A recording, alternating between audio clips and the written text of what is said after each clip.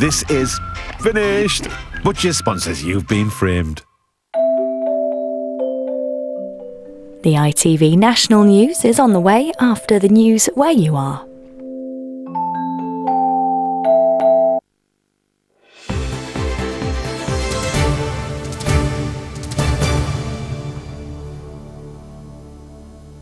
Hello, good evening. The Foreign and Commonwealth Office have confirmed that a missing businessman from Wolverhampton has died in the Punjab area of India. Ranjit Singh Power flew to the country on the 7th of May and failed to contact his family again. The 54-year-old owned the Ramada Park Hotel in Wolverhampton. It's reported that police in India have charged a local man with murder. The family of a 12-year-old boy from West Bromwich who died after a car crash say they will donate his organs so he can give hope to others. Amar Atwal was seriously injured when the car he was travelling in was hit on Holyhedge Road on Wednesday.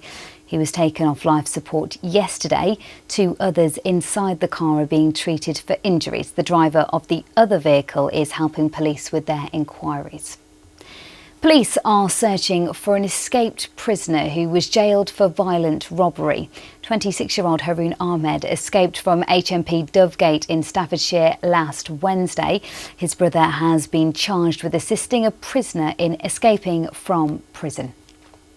Now, a massive weekend for Aston Villa fans as they take on Arsenal at Wembley in the FA Cup final. The team's kicked off at 5:30, so we are approaching the end of the first half. And the score is now, it's just happened, 1-0 to Arsenal thanks to a goal from Theo Walcott. 25,000 Villa tickets have been sold and fans were in high spirits in the build-up.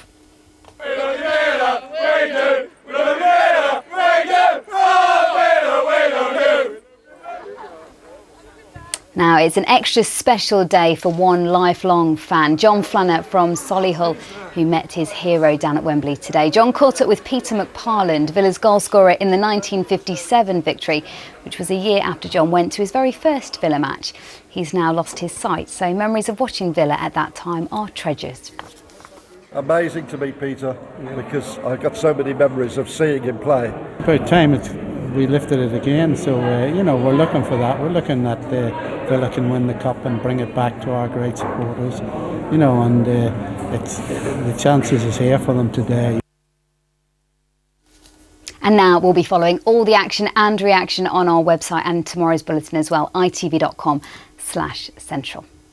Organisers of Coventry's Motorfest say they hope the city will be able to become the first in the UK to host competitive street racing. Part of the ring road in the city is closed today and tomorrow for the 2-day event, which will see hundreds of cars racing on the road in the first event of its kind in the region since the Birmingham Super Prix. I went along earlier to see some of the action. Celebrating Coventry's motor industry. Jaguar have brought £50 million worth of cars here today. One, a winner of the famous Le Mans 24-hour race, and this new F-Type, which will be used by the Bloodhound project to help them break the world land speed record next year. It's very good. I'm an ex-Jaguar employee, ex-apprentice, so to see all of this morning has been great. I'm amazed that it's free. We actually went to Central 6 to do a bit of shopping, and we heard the noise and we're like, right, we need to head that way. I'm not sure what we've seen. We've just seen lots of fast, colourful cars going by, so we're not quite sure which ones they were. New rules mean the ring road can be closed, but not yet for timed competitive motorsport. But organisers expect the government to relax the rules further soon so they can press ahead with their plans. Our aim is to be the first city that does do legal street racing, and we are aiming long term to hold a round of the British touring cars here on Coventry's Ring Road. It would be amazing, wouldn't it? I mean, Coventry, we've got our new Monaco tunnel here.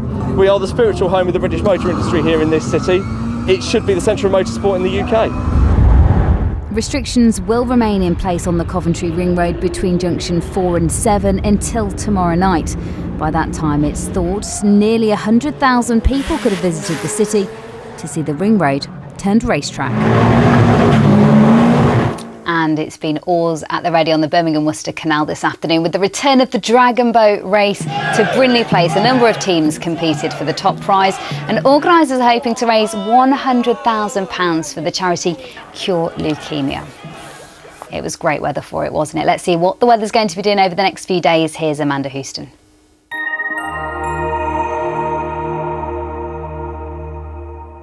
Hello again. Well, for most of us, we have seen a fairly decent day across the region this afternoon, but I hope you made the most of it. It is going downhill throughout tonight, so that cloud is going to continue to thicken up and there will be outbreaks of rain pushing their way across the region, so some heavy downpours in places and blustery winds, although at least it will be mild tonight, but it is going to take us into quite a miserable start to the day tomorrow. So for Sunday morning, it will be cloudy with some outbreaks of rain at first and blustery winds, but the good news is most of the rain is going to start to push its way east, so behind it becoming drier and brighter.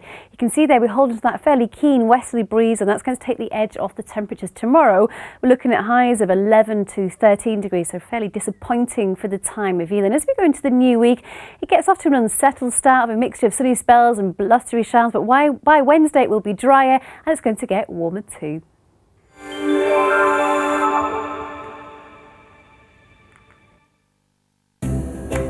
How are you today? Lloyd's Pharmacy, proud sponsors of the Pollen Count.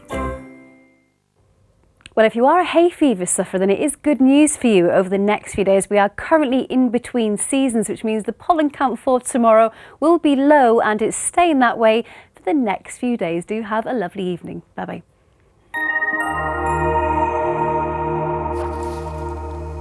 So Villa trailing Arsenal in the FA Cup. Do keep up to date with the score on the website, and we'll be back tomorrow with all of the day's news from the team.